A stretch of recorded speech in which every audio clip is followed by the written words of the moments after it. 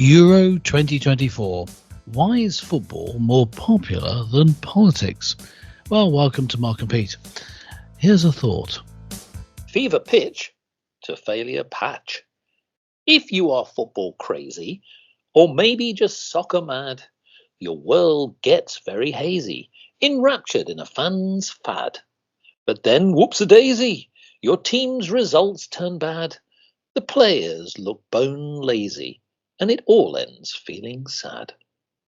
Yes, isn't it inevitable? Here we go. It's Euro 2024. The football is underway. But let's not forget, we have many elections going on. France and the UK are embroiled in election fever. But yet, why is it that many people seem to be focusing more on the football? Clergyman Pete, I ask you, what do you think about the Euro 2024? But more importantly, has politics scored an own goal? Well, I think that politics has lost its way. I mean, in the middle of an election campaign, and yet everyone just seems to be interested in the football.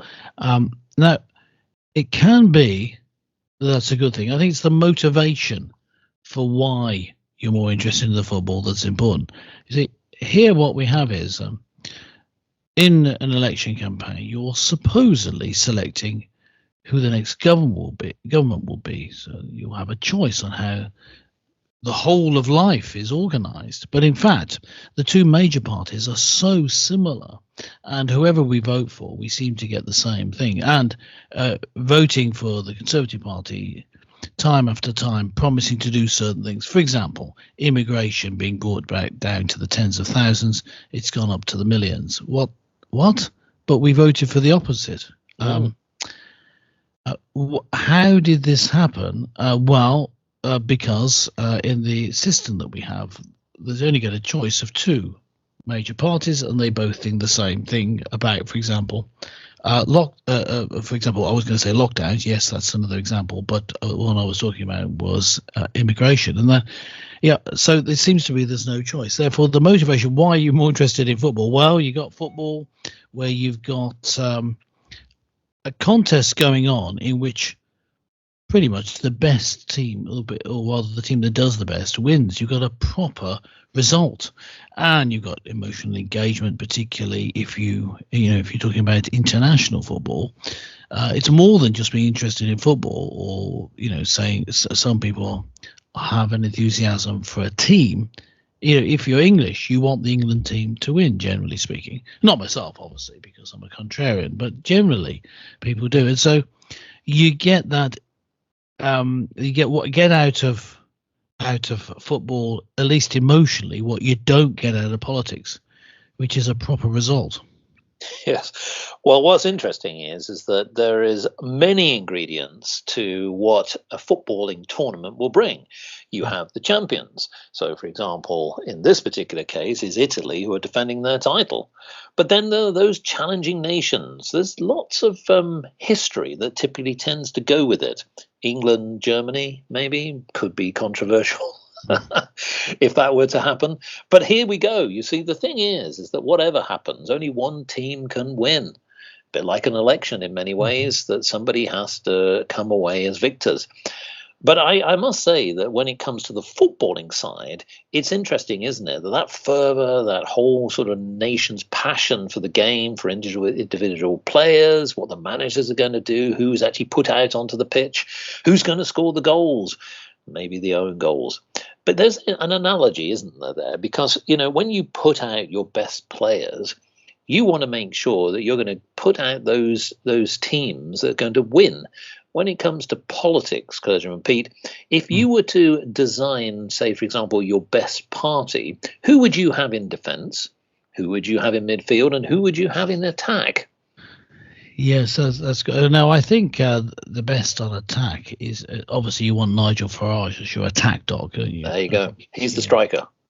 Now, in fact, it's interesting with Reform UK. You've got quite a good double act, haven't you, on their team? You've got Richard Tice, who's more of the background figure, maybe the policy wonk, been working things out, and he had a very interesting recent take on the way that the Bank of England works, which was quite technical, which he'd worked out and could result in saving money for the country and that sort of thing. So I think he'd be quite good as where would you put him, on the wing? I don't know. Possibly, where you put it. yeah. But he's not on the attack. He's not the striker, but he's on the wing there. Because he crosses in the ball, he puts in the new policy, and then he gets kicked home by Nigel Farage.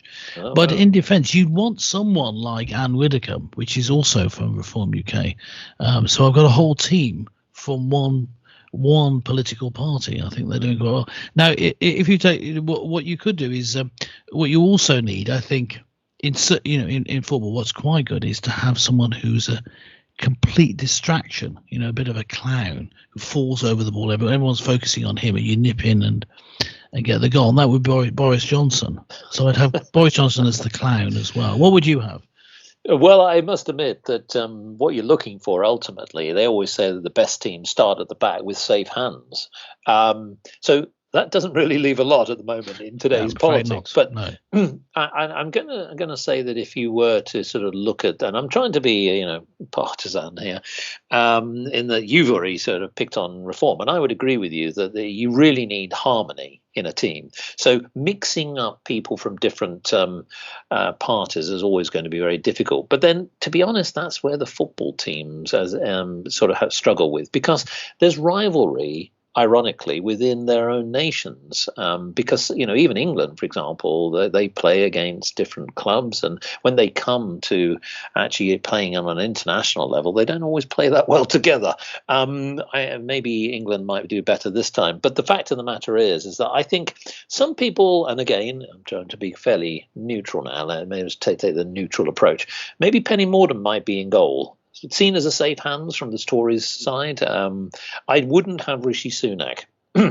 Should we say I would put him way back on the benches, maybe as far on the back benches as possible. Yes, maybe in the coach or not. Well, or the old joke would be left back at home. I thought you were going to. Yes, I was going to jump in with that one. But yes. I was going to say that's interesting that we one of the people who you wouldn't want in your team are the ones who are actually on the team of the major parties. Now, and I was sort of lauding it up with for Reform UK, but of course Nigel Farage is such a divisive figure. You could say, well, he's a brilliant striker, but occasionally scores home goals. They're not perfect, and you say, well, Richard Tice gets very angry about things. He does. So you could say, well, yeah, he's perfect, except for he gets sent off. He might get sent off, exactly. And so and that is a problem in that people are highlighting people who said silly things in the past with reform, who may well get sent off. So, yeah, I don't think any of the parties come out of it perfectly. At the moment, Reform's looking good because they're an insurgent party who's coming up in the polls, and they haven't had the same sort of attention, but they're starting to get it. Oh boy, they are. You could argue that they're a team that are beginning to challenge. They probably won't win the tournament, shall we say, or the election, but yeah, they may actually really take on the Blues, the Tories, and could end up usurping them as being the runners-up. I think that we would probably assume that Keir Starmer, being a steady sort of chap, maybe a midfielder, or you could say, not really sort of taking the pitch by storm, but he's seen now as being the person who will ultimately become prime minister. So will he be lifting the trophy, shall we say? I don't know what our listeners think on that front, but the fact of the matter is that he looks like he could be the winner come the end of the election. But here's the other thing is that coming back to why is football more important?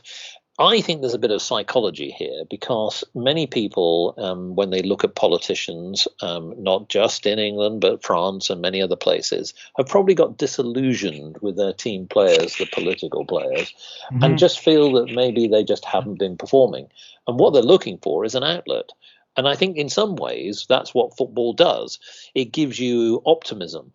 Albeit that I know at the end of the day it ends up feeling sad, as I mentioned at the start of the show. But the fact is that you are looking for entertainment, you are looking for excitement and drama. But I think that's what football brings. So politics today, I think, has sort of lost its way somehow in some way, and credibility too. That's true. It's true, but you see, if you think about if you're a supporter of a football club, I guess what you could do is pay for your season ticket and turn up. If you're supporting a political party, you pay your membership equivalent to the season ticket, I guess. But then what's needed for them to succeed is more than that. People manning phones, people delivering flyers and leaflets, people going around and taking people to the polls, all that sort of thing. Exit polls, all these different things that you need volunteers to do, far more than you do in football. So there's this natural part of it. The football is basically entertainment. So, of course, you're going to be interested in it because it's not demanding too much on you, but you get a sort of an emotional connection to it. Whereas in politics, there's actual hard graft involved. Well, I think at grassroots level, dare I say, going back to the football, there are a lot of people behind the scenes who do support their local clubs. And it's not always on Millionaires Row where they've got the top Premiership players. And grassroots football, certainly local football, binds the community. Strangely enough, I don't think politics does today. I don't know what you think on that front, but I mean, I'd be really keen to understand which team do our listeners think is going to win.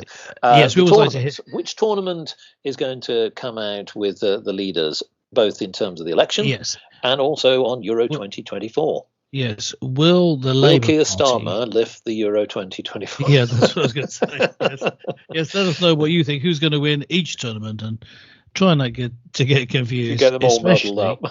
Especially when you're voting or trying to pay for your season ticket. But that's it from Mark and Pete for this episode.